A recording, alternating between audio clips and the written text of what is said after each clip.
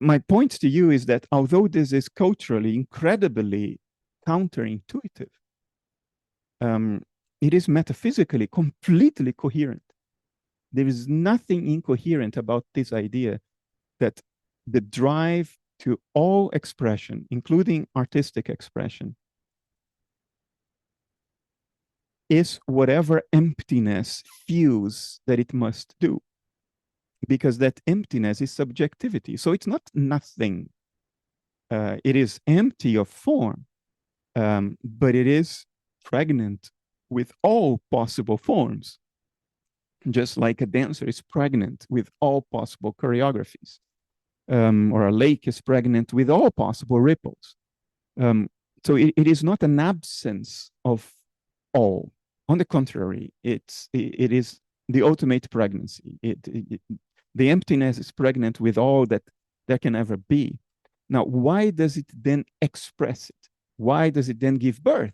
Because it could remain just happily pregnant, right? Then I think that's the core of your question. Why is it doing anything? Why does it choose to do anything, to put itself through this shit show that we call life? Why does it do that? Is it a masochist? Is it some form of self-punishment? No, I'm a naturalist. I don't think this stuff is happening deliberately. I think what this betrays, in the sense of revealing, I think what this reveals is that the state of absolute rest is not sufficient for emptiness. If it were, there would be nothing. There is some excitation, self-excitation of subjectivity that in some way makes it uncomfortable enough that it seeks to change its state. And the moment it seeks to do that, it's already expressing, it's already doing the dance, it's already doing something. And bing, boom, big bang, stars, galaxies, planets, and monkeys running around planets. That's what you then immediately get. That's why, and we discussed this a couple of weeks ago, I think, that's why I do not think that the primordial state of nature in which emptiness is not dancing, I don't think that's a state of complete self-sufficiency. Because if it were, we wouldn't be here. Nothing would be happening. And what is not there that is sensed and intuited and therefore sought after, which leads then to the dance, is what I refer to in my latest book as the primordial lack. And I think many meditators, when they achieve a certain state that may be described as peace profound, nirvana, in Hinduism it has another name, which escapes me now. They feel that that's a state of total self-sufficiency because of a matter of contrast. Human beings are in a perennial state of lack and discomfort, desperately trying to make ourselves happy, which is, by the way, impossible. But we keep on trying. We don't know to play the game in any other way. And when you finally stop that and you find some degree of peace, the contrast is so overwhelming that you rush to the conclusion that therefore nature in its primordial state is completely content. I don't think that is the case. I think if you would stay as a living being in a state of nirvana, I would say 10 years, but I'm tempted to say 1 week. But let me play safe. If you stay in nirvana for 10 years, then after that, come back to me and say whether you were truly, really, completely content for 10 years, or whether there was a cosmic itch right there, that tiny, subtle little thing that compared to the shit show of human life is nothing. It doesn't compare to the tremendous suffering we go through in this state. So it sort of falls from view. It's not even in the noise. But if you are only in the presence of that and nothing else for 10 years, come back and tell me if you think that the primordial state of nature really is of complete self-sufficiency. So that's the experiential avenue. But I will argue this to you based on an analytic idea. If there is only a field of subjectivity, clearly it is not comfortable being in a state of rest. Look around.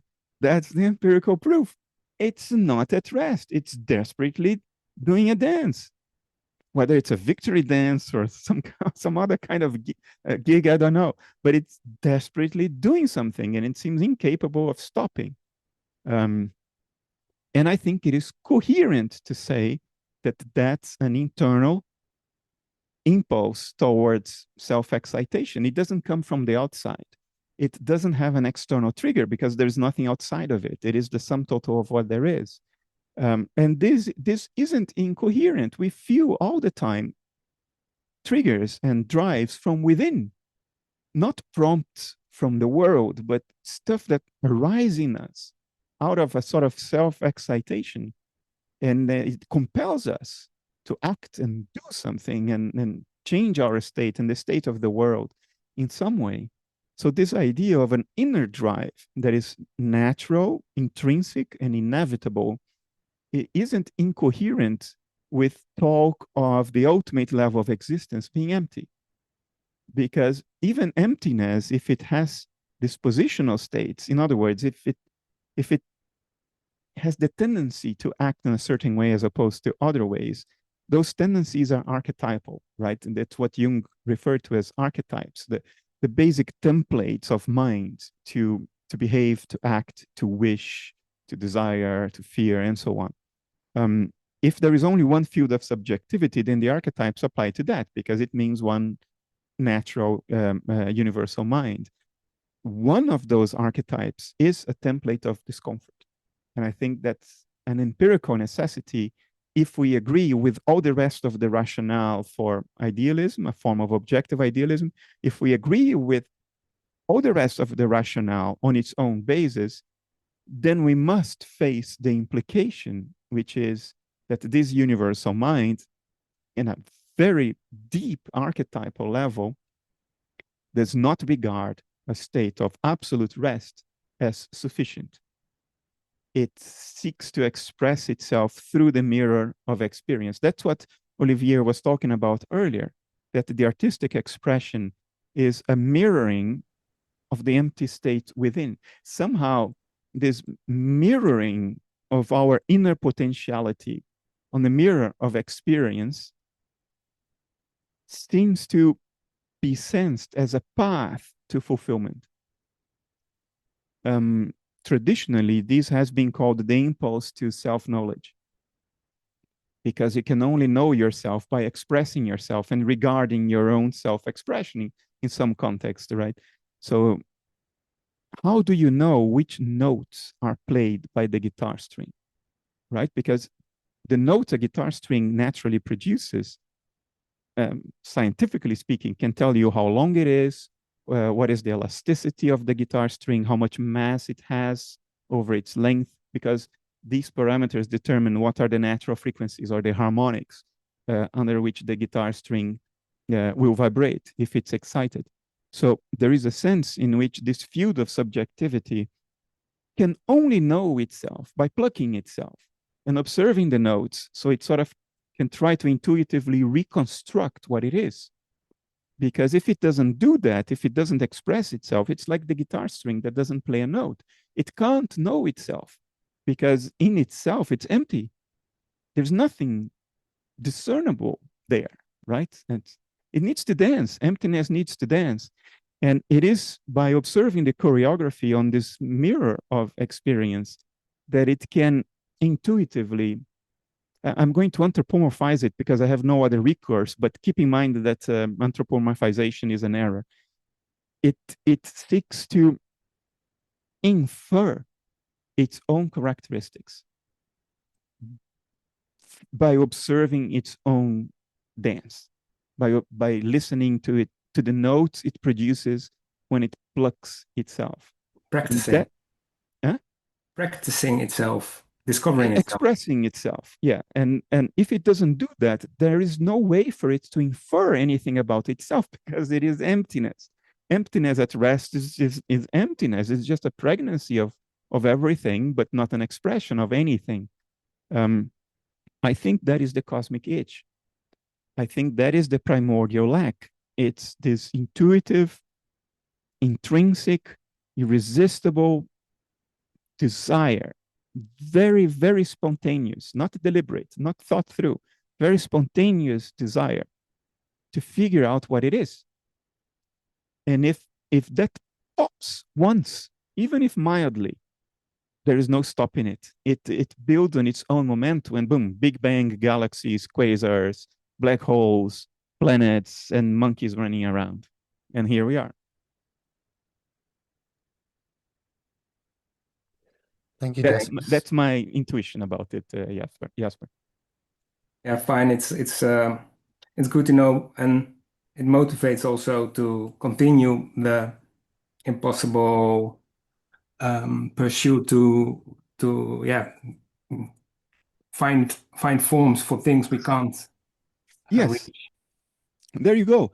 There is a sense, and I've been told that I have to be careful here because we all have the tendency to think that the grass is always greener in the neighbor's lawn, right? So because I don't have artistic talent, I tend to glorify art. So I make this disclaimer, but I will say nonetheless what I want to say because I actually believe it.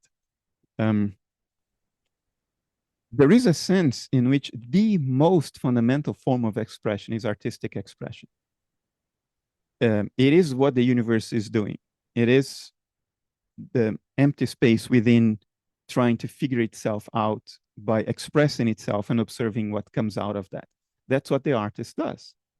It's a form of a journey towards some form of self-knowledge by expressing what is within, without. So it can be contemplated in a different way, from a different perspective. So you could say all of existence is a form of art. Physics is a form of universal art. All of it, the whole shebang. And we get confused with utilitarianism because of, again, cultural indoctrination, which has been useful. We like to think in terms of what is the use of everything, what is the utility of everything. But we never pursue that avenue to its ultimate conclusions, because you can say, well, what is the use of working? Well, it's to make money. But what is the utility of making money? It's so I can live. But what's the utility of living? It's so I can have fun. But what is the utility of having fun? If you keep on going the next step consistently in this line of thinking, you realize that all utilities boil down to art. That's where it all goes back to. All philosophy, conceptual exercises in self-gratification, technology, AI, quasars, black holes, exploding supernovae, all boils down to artistic expression at the end. It is the most fundamental level of expression. And it solves a lot of philosophical problems because it doesn't allow you to require the next step. But what is art for? No. Talk to any artist, they would tell you art is its own object. It is not a means to anything else, very fundamentally. It is the end of the road. So thanks to that, philosophy and science don't go all the way into infinite regress and therefore become completely senseless, because at the end of the line, there is art. That's where we are all saved. And to go back to a question that came up in the very beginning when you guys were introducing yourselves, and I said I wanted to answer that question, and this is a good opportunity to offer this thought.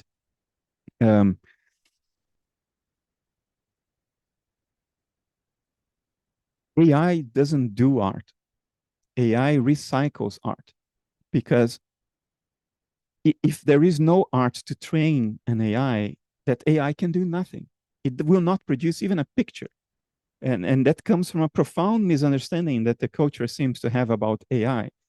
AI is not a creative force. It finds associations that we may not be able to find, because AI can accommodate in its cybernetic brain structure a lot more information than we can accommodate in ours. So it can find associations that would be impossible for any one human being to achieve because we cannot hold both sides of the association in our minds. We can't comport that, but an AI can. So it finds those associations, and those come across to us as if they were creative. There is no fundamental creation there. It's just finding associations present already in its training set. And its training sets are always produced by humans. Always. Remove humans from the equation, you remove the training set from the equation. Now AI does literally nothing. And I don't mean very little, therefore nothing. No, no, no. I mean nothing. Precisely zero. And not because in practice. No, no, no. In theory, fundamentally, it doesn't do anything. AI is an association finding mechanism that passes for creativity. So, no, I don't think AI is a fundamental expression of this artistic impulse that I think is behind the whole of existence. We are. Some animals are. Look at birds singing. I don't buy for a moment the story that they are singing to attract a mate. Well, that too, but that's not the most fundamental reason, I think. We have to be careful. I'm a proponent of evolution, by the way, but we have to be careful not to fall into the trap of making evolution unfalsifiable, because you can say, if the bird doesn't sing, oh, it doesn't want to attract predators. If the bird sings, oh, it wants to attract the mate. If the bird is colorful, oh, it wants to attract the mate. But if the bird is gray, oh, it wants to be invisible. So, no, it's art, all right? It's art. It's natural art, just of the same kind as a painting we paint. Nature painted the bird. Nature painted the stars and the constellations. It all boils down to art, not AI art. AI art is a mechanism we created, and it's fed by our creativity. Without our creativity, it does precisely zero. Now, yeah, maybe because I have no artistic talent, the lawn is greener at my neighbor's house. Maybe, but I sincerely believe what I just told you.